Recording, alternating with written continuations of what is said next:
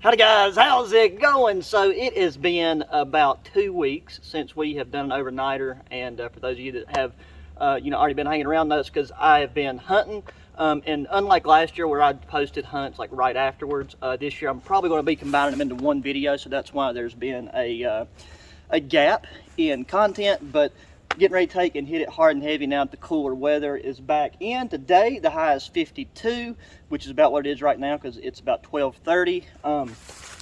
But I wanted to come check out the underground bushcraft shelter that we completed last year, and it's definitely in need of some TLC. Now I'm not going to be doing any digging today because it's still very wet under there, and tomorrow it is supposed to rain. So after tomorrow, there's supposed to be a good week-long period of no precipitation. So after that, I'll come back in. But I brought the saw today because I want to go find and cut some more cross members to reinforce things. And then I want to wait till after I do my digging before I start to layer up on the debris. And also, I'd like to go ahead and cut some poles to maybe make like a type of fencing around the top. Obviously, we're not going to be camping in this tonight, just doing some work on it. I've got a poncho, sleeping pad, sleeping bag, all that good old stuff. Got some good homemade jambalaya that we're going to be eating on tonight. And then I've got some cool new gear that I'm looking forward to trying out for the first time and sharing with you guys. So let's get to it.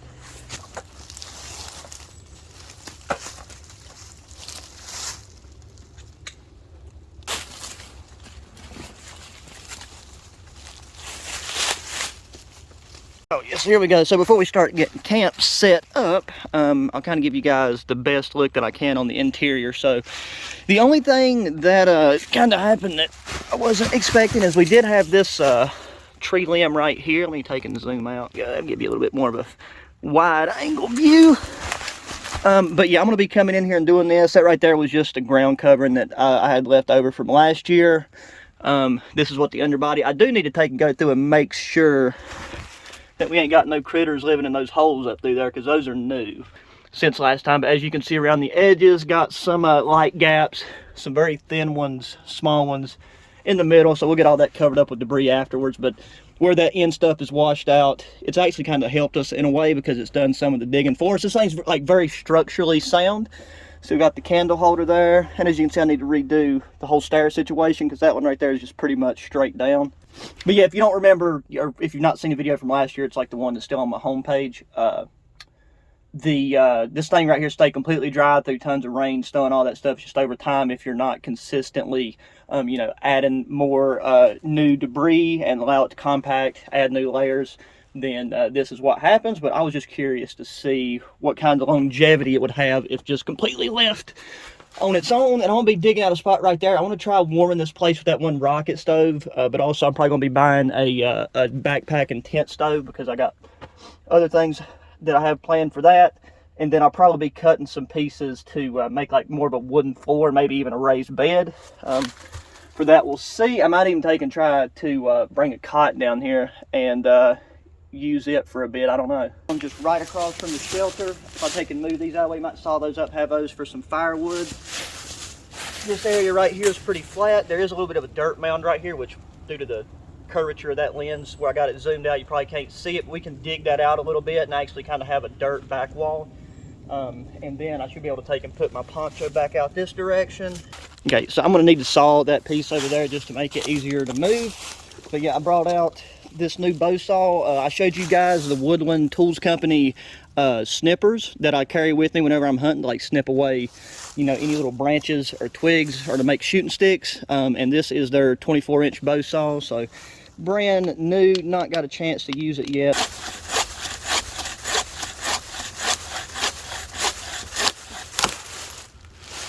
Well, that was beautimous. And so this does have a blade that's more adequate for cutting greenwood, but this thing right here is nice, dead, and seasoned hardwood. Clear it away. The stuff that I'm scooting is going to be right here at the back edge of kind of where the shelter is. So whenever I come back out here with emergency space blanket or something, I'll be able to scoop all that on there and just go ahead and add that to it. So Another multifunctional task being performed.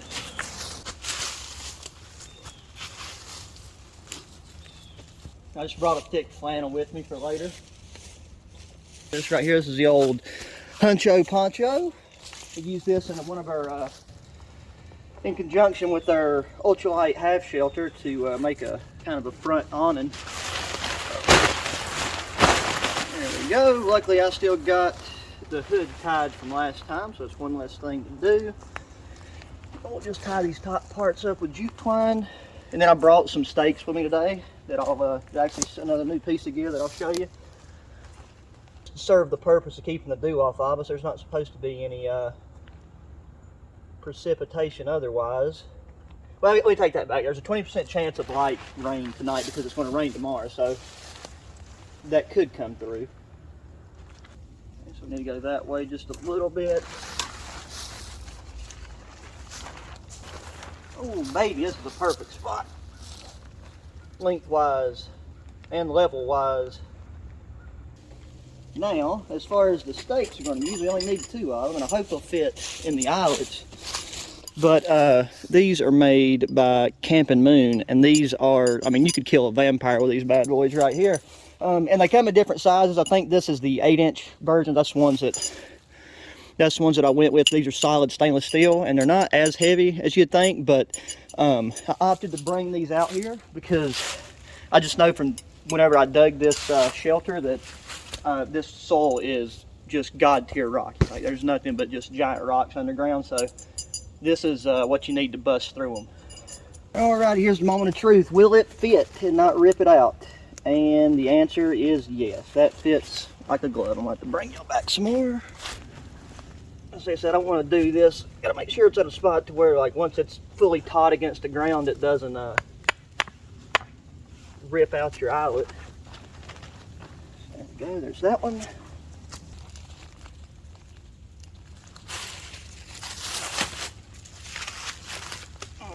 I don't want to have to do a middle one, but just because of this slight difference in the pitch of the ground, we might have to do one.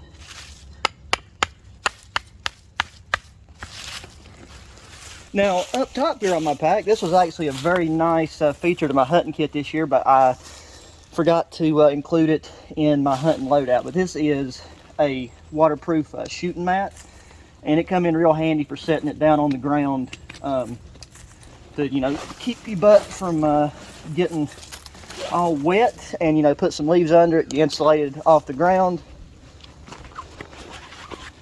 And this is made by the same company that makes this pouch, and it makes the that chest rig pouch that I wore in my hunting video. I think it's, they ain't got a tag on here, which is, but anyways, this thing has a nice, like a PVC coated type bottom. It's lightweight, and this is what our sleeping pads want to go on. Getting too dirty and protect it from anything that I could have missed, or, you know, it just really simplifies things. And also it's got eyelets, so I mean, it wouldn't be nothing. I hope you can see up here now. Just like you wouldn't, there's really no point using like stakes, because you don't want nothing sticking out too far, but just really lightly get you some small twigs. The upper corners, just to lock in place for a little bit and put it right down at an angle so it won't mess with your sleeping pad. I need to redo that one. You could also take and stake out, put stakes further up on the corner, run you some jute twine to it. That way you ain't got to worry about anything poking your inflatable pad. But if you're using a foam pad or something, then you'd be good to go. Alrighty guys, so before we start sawing and moving wood, I'm going to have me one of these banana bag vitamin and electrolyte drinks. Because this morning I woke up having like cold sweats and stuff, so I think I'm getting like a cold or a sinus infection or something. But your boy had to get out here and just enjoy the cold weather. If anything, the cold weather is good for you know, helping with the old sinuses. And these things right here are really, really nice. Like, they're just a really nice pick-me-up.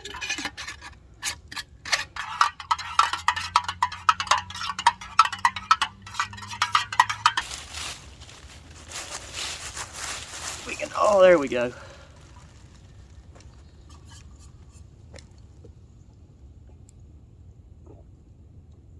Very refreshing. The only thing is this stuff, like, I love the way it tastes, and it definitely works. It's like kind of like a, you know, revitalizing beverage. The only thing is, just to be aware, in case you're somebody that is nose sensitive, it does, like, whenever you first open the powder pack, it has like a very not a nasty smell, but like it could be off-putting to some people. So, time to play with the sauce some more.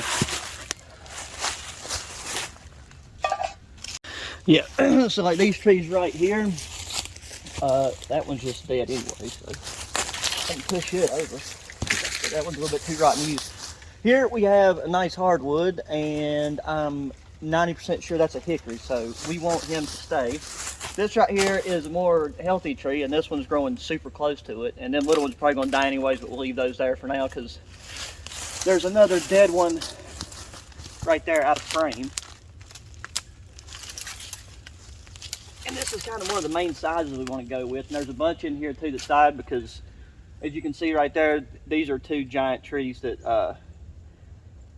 cut down, god dang, maybe 2 years ago for logistic purposes.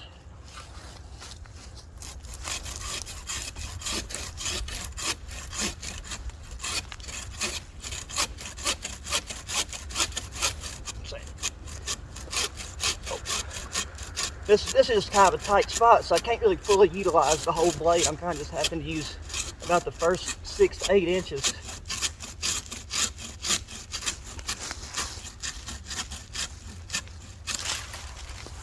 Let's not bend that.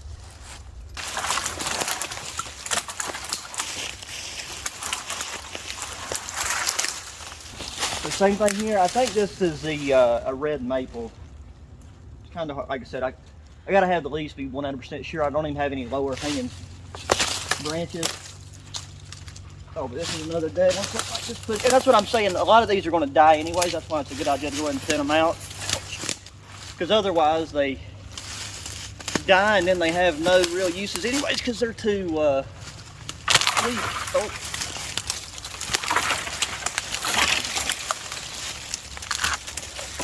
That one might be usable for like maybe a fence post or something, like a dividing member. Transport these things through the woods is the real fun part.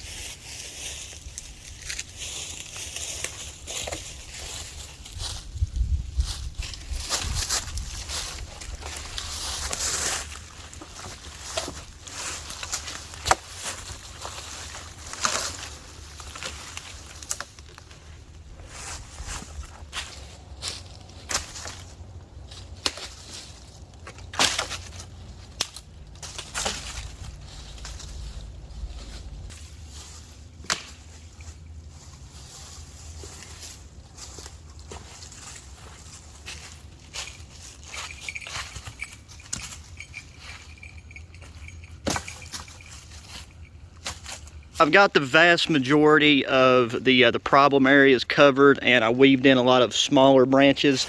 Then along the very outside edges where we was having some light gaps, I weaved in some smaller branches and then put some larger pieces on the end to weigh down, and as that settles, that'll help block off those areas even more. So I'll probably add a little bit more smaller things. Like this area right here is really probably the densest, so like it's fine, but before I put the next layer of debris on, I will go ahead and weave in some smaller sticks just to give it a little bit more rigidity and to prevent it from falling through any quicker like it did again. And then along this upper edge, I decided to leave, instead of like de-branching these, this is where my chimney will be, like where it was last time, so we'll redo that.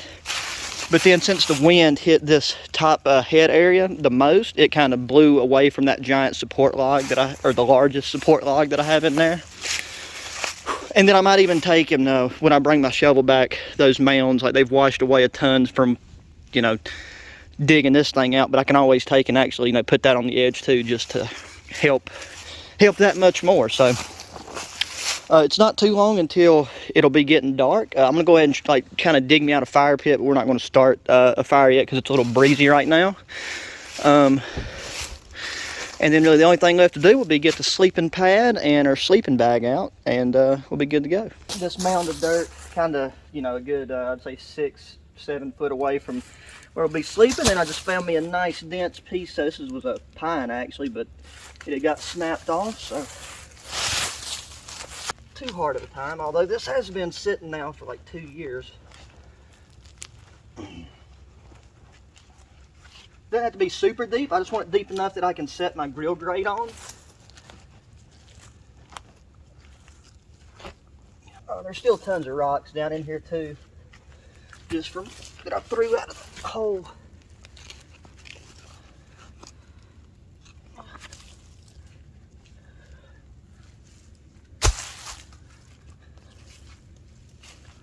If I had known when I originally was digging that hole that I was going to do this with it, then I would have put all the rocks in a pile and used them to line the outside edge of it. But I wasn't thinking about that at the time.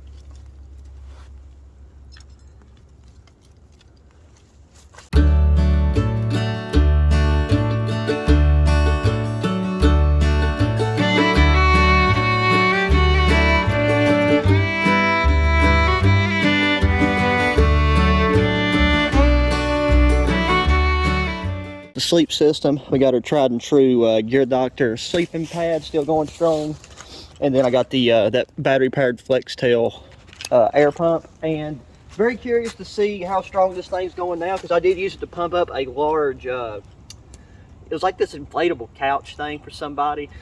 This was the only pump that I had on hand that you didn't have to plug into a wall, and I've still not charged it, so I've pumped up my sleeping pad with this thing 2 or 3 times, and then that thing, so we'll just have to see how it does. Since we're burning that really nice seasoned wood and we're not going to be having a fire for too long, I'm not really concerned about anything landing on this. Let's go stuff the manual bag, which we'll probably use to top her off. I do have my portable battery bank with me, like my 10,000 milliamps, I think. Yeah, anyways, I got that with me. So if I do need to plug it in, the cable's in that little bag with it.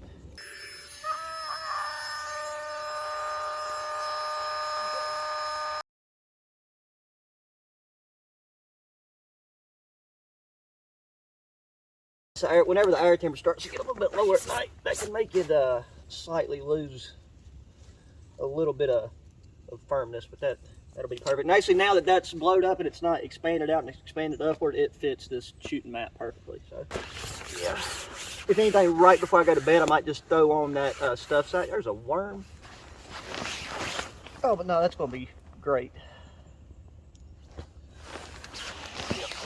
I'm not going to put the sleeping bag out yet because I've brought that down sleeping bag, the 32, down to about 42 degrees tonight, and there will be a slight breeze, but with that bag, and then I went ahead and put on this flannel shirt because the temperature is dropping. It's probably like 49, 50 right now. All right, so last night I took and made some homemade jambalaya for the very first time, and it turned out amazing.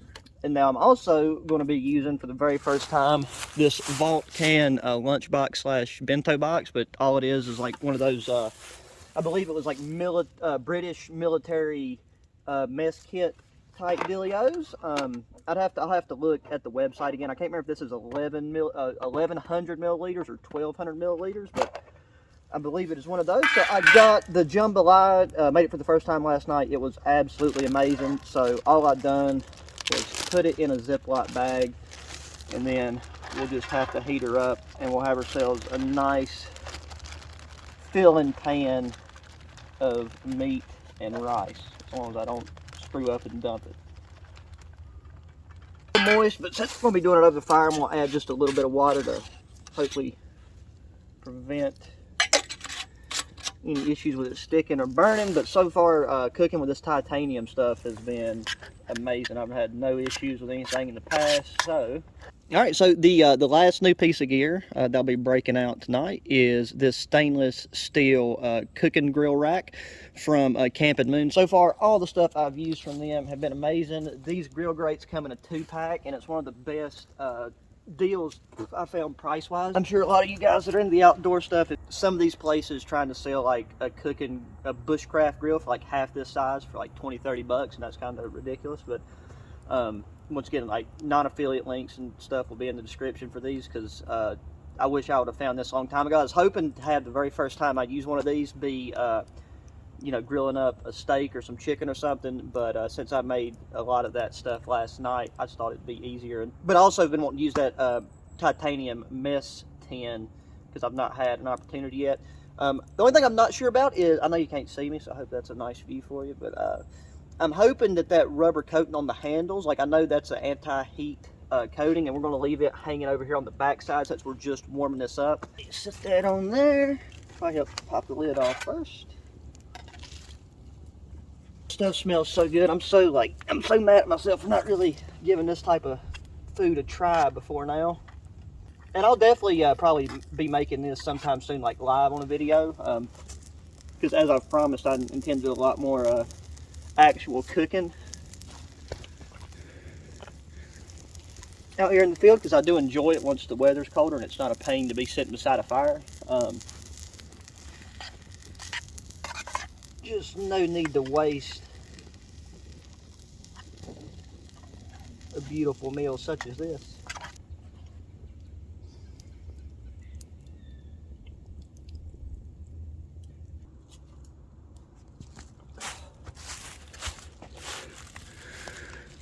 Oh, and there we go, ladies and gentlemen. Don't that look tasty? We can sit on a rock table.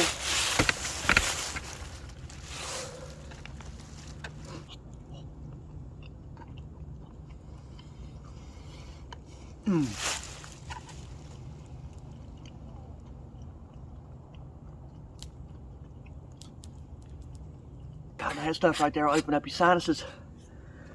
Right before I started cooking, I took and walked down here to the creek with my Sawyer water filter and topped this off because I chugged it after I got done moving all this stuff around.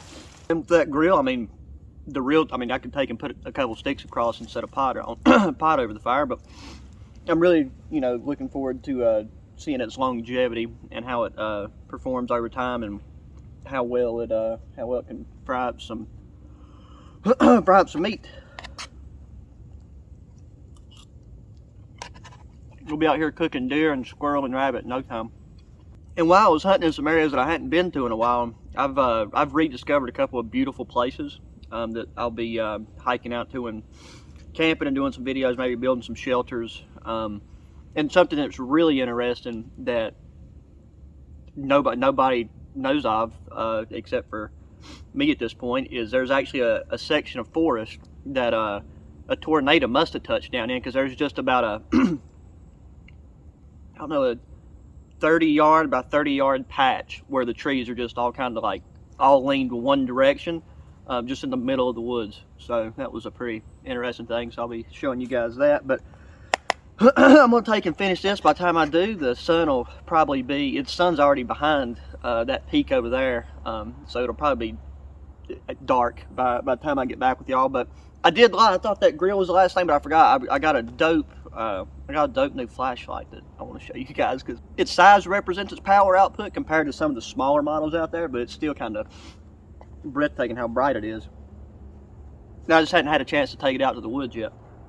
So I let the fire die down, and it is getting about bedtime, but I wanted to show y'all this super dope new flashlight that I got. Now, compared to the other ones, this one is a bit bigger. I mean, it's kind of a two palm hand size, and the model and name of it is the Gabrielle GF1152, and it's rechargeable, water resistant, and this is my first time taking it out. So before I get into probably one of the next videos I use it in, as long as it's still holding up fine and dandy, I can go into a lot more of the specific specs, like the lumens and everything. But let me turn the light off on here, and I'll walk around and show you guys how insanely bright this thing is. Okay, so that's on low. And that is the floodlight feature. So, right now it's too dense of a tree cover to really even, show you guys its real range capabilities. But I know for a fact this thing will shine for at least 200 yards because I've tested it out there just on low. And then you can enter that's medium and that's high. And then with the camera, it probably doesn't really make too much of a difference. But I know, whenever I do some upcoming urban exploration or, exploring abandoned buildings and abandoned cabins and stuff, this bad boy is definitely coming along with me. I got a second set of rechargeable batteries.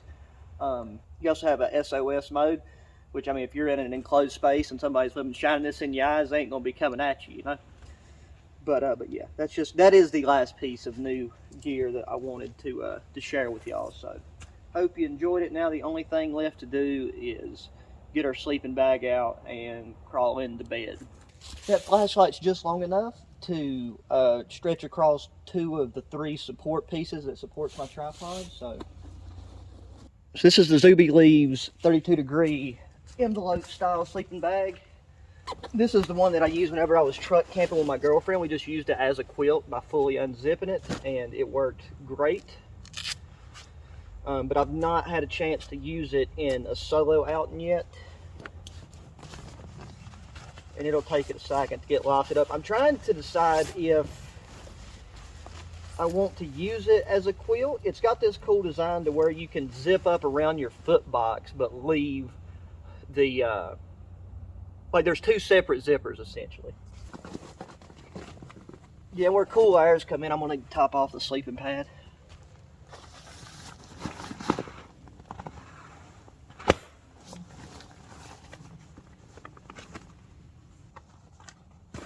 Okay, well, that's not good. So we did have a malfunction with the Gear Doctor sleeping pad. I was just trying to top it off with the one-way valve, and the end of the blow-up sack, where are we at? The end of the blow-up sack just popped out of its seams. So I'll give them a holler. I don't think that is the end of the world, but if we didn't now have this extra air pump with us.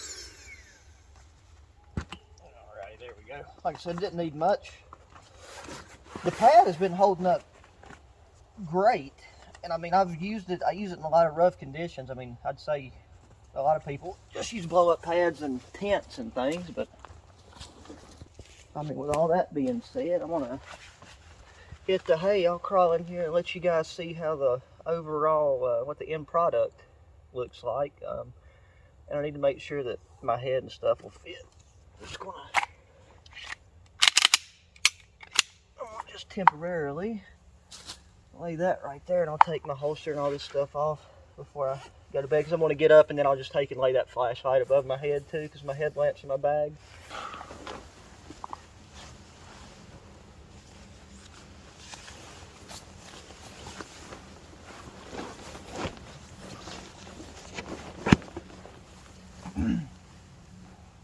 Oh yeah. Speed-eater. Yeah, because like right now my exact, because of the exact temperature it is right now, I don't even really need this thing closed, but this is going to be perfect to just kind of get in here. That's the thing I like about this pad so much, is like it's so comfortable to like lay on your side. This thing's plenty easy enough to zip inside, because it'll get a lot warmer once it finishes lofting up on this top part. See the way I got this, it's pretty comfortable to, oh yeah, sleep on your stomach. Yeah, okay, well anyways guys, I'm going to get situated here, get up and turn the camera off and get my light, and I'll see y'all in the morning for coffee, because I can already tell like it's going to be kind of like it's like a heavy cool moisture in the air. Even though it's only going to get down to 42, I feel like the morning is going to be it's going to be one of those hot cups of coffee mornings. So good night everybody.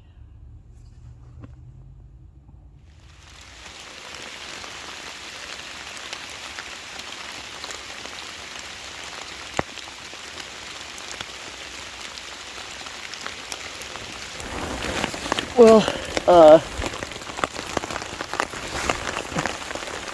not so good morning guys. It started raining at 4 a.m. and it was just started off as a light rain and everything was good, and then about 45 minutes I got up and I got my bag off of the tree where I had it hanging up, and right now it's 6 o'clock, and about 30 minutes ago I had to go ahead and scramble and get my down sleeping bag put away, because it started coming in kind of at this angle, and then if you couldn't go from that first clip, it started like splashing in really bad. I'm glad that I took and had my second poncho in my bag with me. And always, if you plan on using a poncho as rain gear, I mean as a shelter element, you always need to have another one. Rain gear, but everything's that comfortable, but after stuff started splashing in, this down sleeping bag isn't really, it's nearly as hydrophobic. If not, I don't think it's actually hydrophobic at all. It's envelope style, and that gray one is, but I just didn't want to. I didn't want to just risk it and try to screw with a completely soaking wet down sleeping bag. So I went ahead and packed it up. Now I just got to pack up the sleeping pad, and like I said, the mat rolls up to the outside of my thing. I didn't think it was actually going to rain, so I didn't bring my tripod umbrella, which is why I'm talking to you like this.